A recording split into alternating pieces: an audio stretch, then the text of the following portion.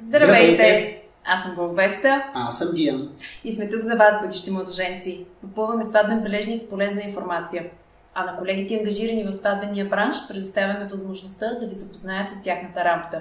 В днешния епизод ще ви представим един диджей, с който купонът е гарантиран на 100%.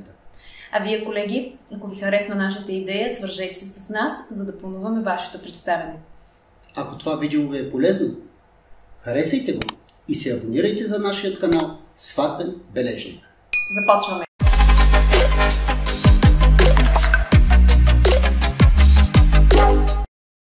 Здравей, Венци! Много се радвам, че прие поканата да вземеш участие в нашето предаване Сватбен бележник.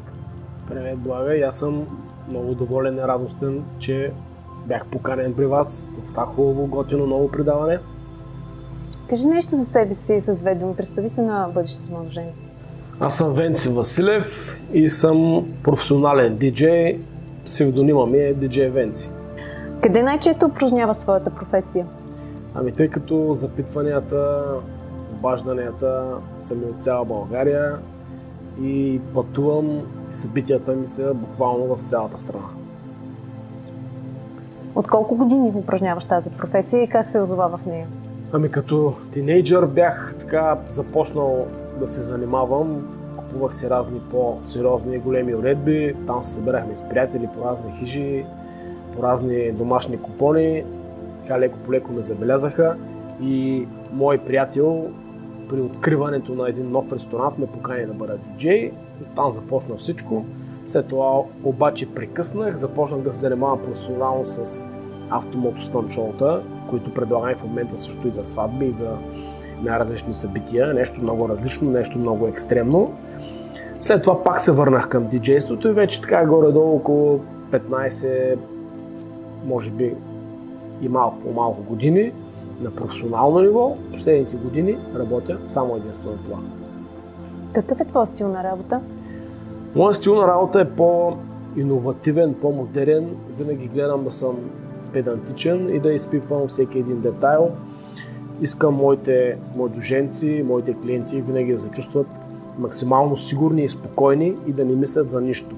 Винаги от първия до последния момент предлагам всякакви съвети, помощ, съдействие, всичко, което ме е в компетенцията, всичко, в което мога да бъда полезен, съм им казал. Не се притеснявайте, звънете ми, пишете ми, когато прецените, когато решите, винаги съм насреща. Какъв е подходът ти при избор на музика в сватбения ден?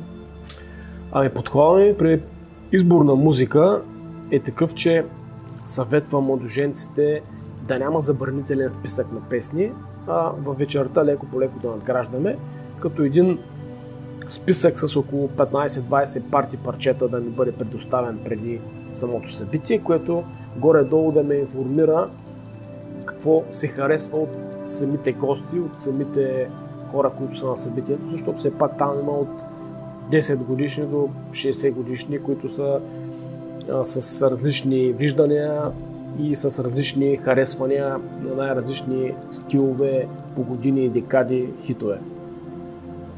Важен ли е начинът, по който изглежда диджея и как ти избираш да се облечеш за сватбеното тържество?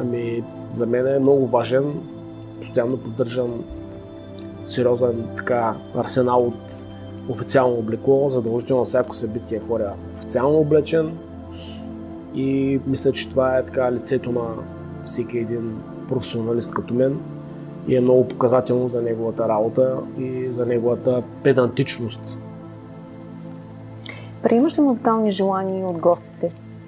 Приемам музикални желания от гостите, но дори самите организатори, примерно да кажем младоженци, ако е сватба, често ми казват, ти си там за да бъдеш и като селектор и да преценяш коя песен да се пусне, коя не и коя, кога, как да влезе и в кой момент да я пуснеш, за да не стане така, че на всеки един да се угажда във всеки един момент и по този начин купона се разваля.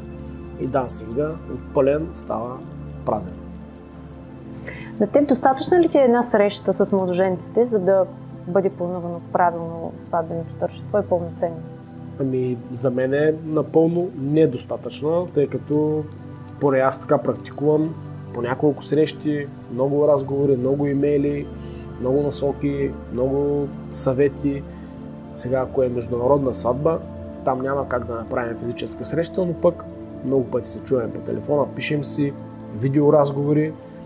Задължително е, много пъти, винаги така практикувам от началото до края, поддържам постоянна връзка, постоянно се чуваме, постоянни насоки, постоянни съвети, постоянно взаимодействие и помощ от моя страна. Относно осветлението, ти ли осигуряваш такова или взимаш под наем? И как трябва да бъде решен, и как препоръчваш да бъде правилно решен този въпрос? Много добър въпрос. Лично за мен, ако аз трябва да правя събитие за себе си или за някой много близък мой човек, винаги бих предпочел задължително да има осветление, професионално осветление, управляемо.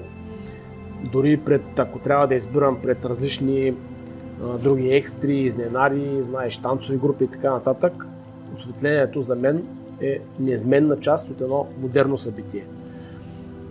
Всяка една изненада, знаеш, трае 15, 20, 30 минути, докато осветлението е за цяла вечер.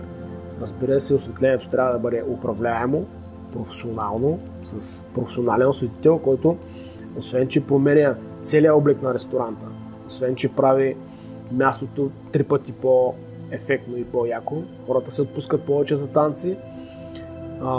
Също така е задължително, защото в последните години доста ресторанти предлагат осветление, но там е, как да кажа, непрофесионално, на автоматичен режим и се получава от ефекта дефект. Знаеш, твои кадри, на лицата на хората им са на точки, картината тресе и така нататък, а когато е управляемо от професионалист, който знае какво прави, крайният продукт, дори на вас на фото и на видео, е още по-добър. Кое налага изборът на техника? Има ли значение дали ще е на открито, на закрито, броят на гостите, ще имат ли участник, музикален изпълнител, оркестър? Да, много неща имат значение за озвучаването. Едно от нещата е обема на залата, дали ще е на закрито, дали ще е на открито, както сама сети, броя на гости също е много важен. Дали ще има бенд, дали ще има група, дали ще има гост-изпълнители, огромно значение има. Те си имат най-различни изисквания, като количество, като техника, да има дигитален пулт, те да се включат към него, да се направят еквализация, настройки и така нататък, всичко да бъде, монитори да има отделно, пак си е цяла наука като осветлението. Защо бъдещите младоженци да изберат теб за техен диджей? Бъдещите младоженци да изберат тези, които са им на сърце, тези, които им допарат най-много. Препоръчвам да направят различни срещи с различни професионалисти, да видят работата им, да разгледат сайтовете им и да си преценят сами на тях реално кои хора и професионалисти от бранша ще им бъдат така на еднаква партия, вълна и вибрация. Много ти благодарим за това участие. И аз благодаря за поканата. Желая успех на вашето ново готино предаване. То ще бъде със сигурност в голяма полза и на професионалистите от бранша, и на тези, които им предстои какъвто и да е било повод.